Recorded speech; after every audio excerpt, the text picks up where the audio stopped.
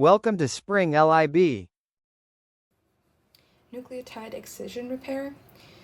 So UV rays from the sun, they cause the formation of pyrimidine dimers.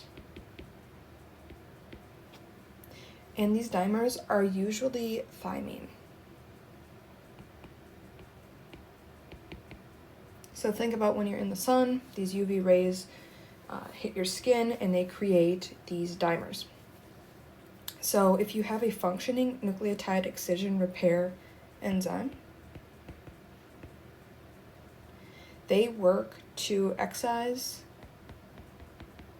these thymine dimers, and this allows for correction of the defects. However, if you do not have a functioning nucleotide excision repair enzyme, you will see that these